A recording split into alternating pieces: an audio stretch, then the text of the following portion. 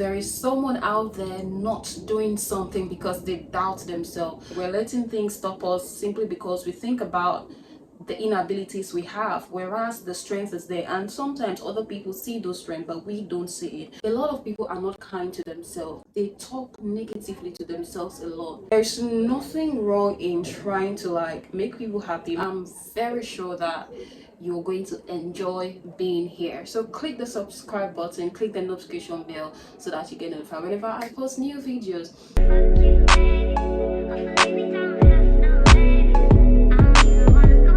In today's video, we're going to talk about self-confidence and self-doubt. There is someone out there not doing something because they doubt themselves. Most times when people talk about self-confidence, they just feel like it ends with, okay, you having a particular perception about yourself. Sometimes self-confidence even extends to your performance on a job. If you don't think that you are capable of doing something, even if you have the ability, you're going to stop yourself. And the truth is, sometimes we feel like we don't have the ability to do something, whereas the perception out there is totally different. There are a couple of times where people feel like, I'll give an example. There are compliments I've gotten about, my look and a particular feature in my body, which within myself, I'm like, oh wow, this, I had low self-esteem when it comes to this. I cannot believe that this person sees this as a higher quality or something of great value, of something or something outstanding about me, whereas within me I'm not that confident about it, or I feel like this, my self-esteem when it comes to this is lower. So that made me realize that really sometimes most of the struggles are all in our head. We're letting things stop us simply because we think about the inabilities we have, whereas the strength is there. And sometimes other people see those strengths, but we don't see it. What are the signs that will make you realize that you have low self-confidence? When you don't have boundaries.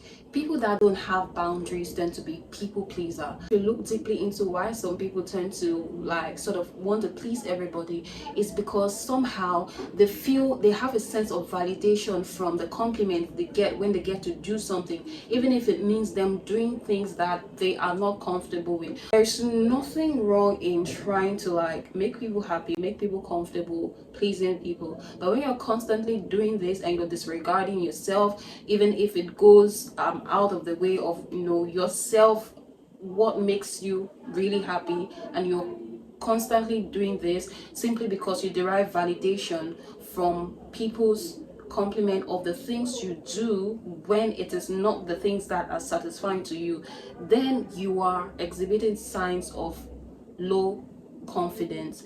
If you're a confident person, you set boundaries. There are things which you will not do, there are things which you will do. So when people tend to cross the things or are requesting things that are beyond the boundary which you've set for yourself, you tell them no. Remember that self-confidence or self-esteem is about valuing yourself and seeing the qualities you have as positive. Negative self-talk, when you're constantly down talking yourself, then that is a very typical sign to show you have low self-confidence. There's something that happened to me, it's not usually common, but I noticed that all of a sudden I'm dropping things easily, then I'm hurting myself. I don't know, I just drop things and I find myself telling myself, you're so clumsy, that wasn't good.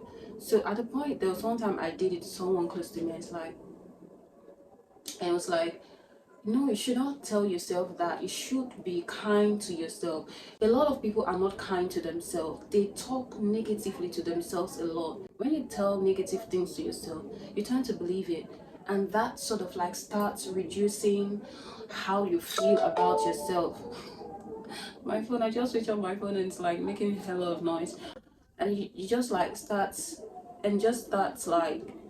believing the things you say to yourself. And before you know it, the negative things you tell yourself tend to overshadow the positive things about yourself. And most times these are just maybe things just happen and sort of you start accepting it and calling yourself that. Just imagine that I keep telling myself I'm so clumsy. With time, I'll tend to believe that really I'm so clumsy, and I'll start telling myself that, and I'll start saying it where people are, and people, even if they've never seen me being clumsy before, they are going to say she's clumsy, and I'll start to believe, and I'll start to feel bad about it, I'm so clumsy, and I'll be scared of doing some things because I feel like I would drop it.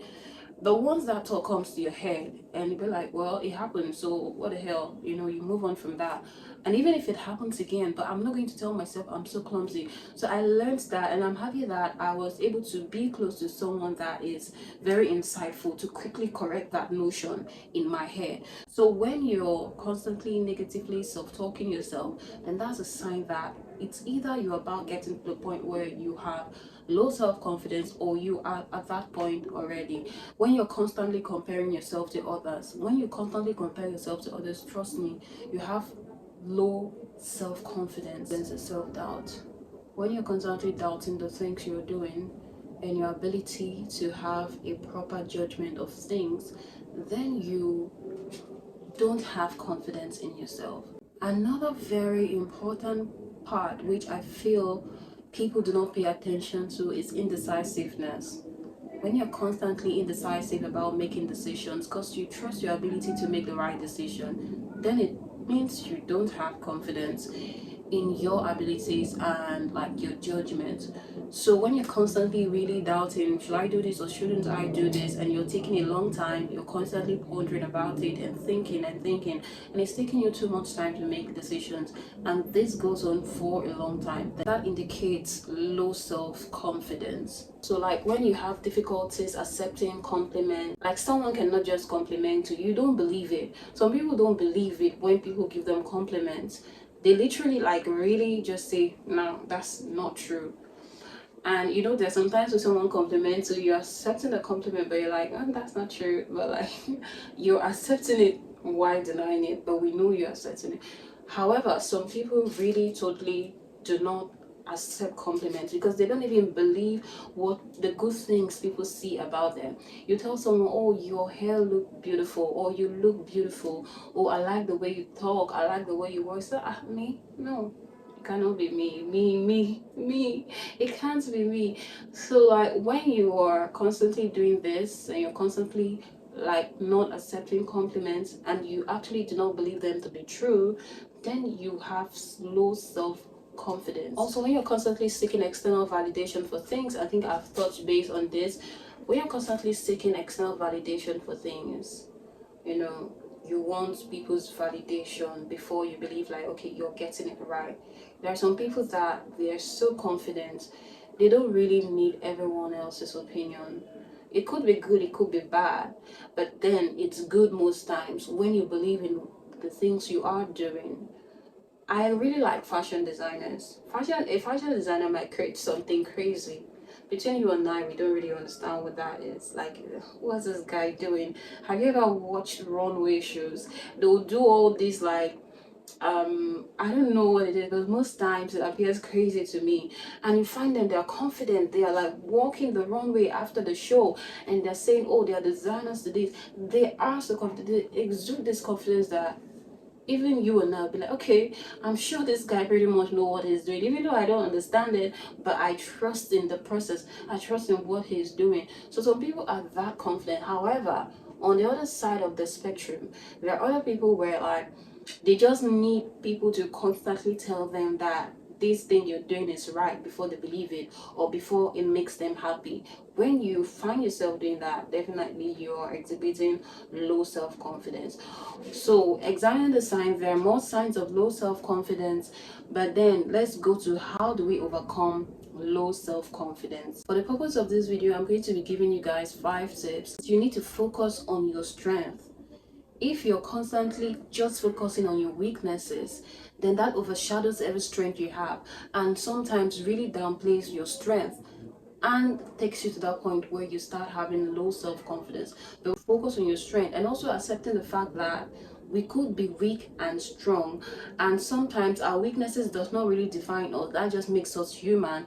And then you look for ways to work on your weaknesses, not letting it weigh you down, not letting you make you look down on yourself, or making you look yourself less valuable than you truly are. Then that is fine. You need to stop self-comparison. This is outright you literally telling your brain that I don't need to be at the same level with this person. This is you telling yourself that I trust in my time. Sometimes that low self-confidence might come in terms of your goals, your personal goals. You've set targets for yourself and you've not achieved it yet, and you find people you feel like they're in similar goal direction with you, and you feel like they're going higher than you, and you're there looking at yourself, looking down on yourself. Maybe if you guys are having a gathering, you're not free to talk, you're not free to interact because you feel like they're already up there and you're here, and you're there self-doubting yourself.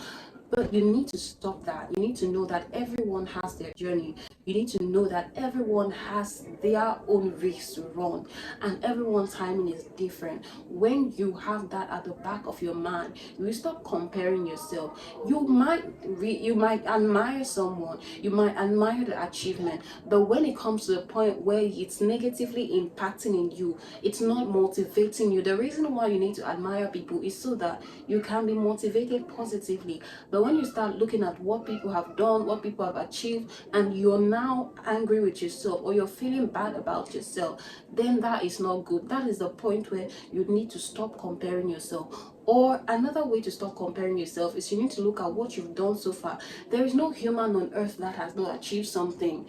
It must not be on a scale of achievability between one individual and another. It could be different, but between you and yourself, you know that where you were 5 years, 10 years ago, that is not where you are now. It might be a little change in maybe your environment, you moved off to a better house, or you got something better, or you have more properties than when you started before. That is an achievement. So you need to look at how far you have come, the little milestones, the little things you've achieved, and focus on that and hold it, and stop comparing yourself while telling yourself that you have your time and you're going to get there. Because you need to practice assertiveness. Express your needs, wants, and boundaries respectfully to others.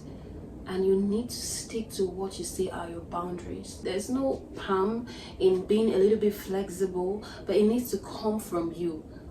When you set boundaries, you need to try to stick to those boundaries. You need to be able to communicate it respectfully to people around you so that they are mindful of these boundaries. And when someone constantly crosses that boundary, you need to find a way to communicate that to them. And if they keep still doing this, then you have to walk away. Because if people truly respect you, then they're going to respect the things that you say no to. And if you practice gratitude, you need to practice gratitude.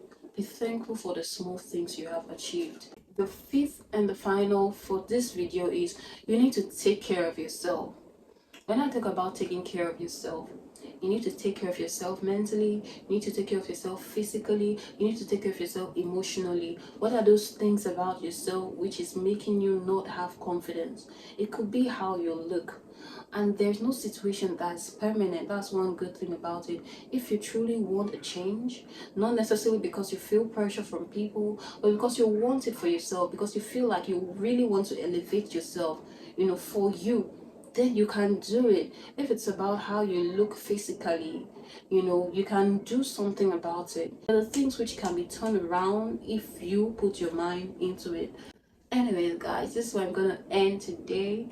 Again, do not forget to subscribe, click the notification bell so that you get notified whenever I post new videos. My ladies in the house, hope you guys are doing good. Until next time, it's your girl Glory. Bye. Mwah.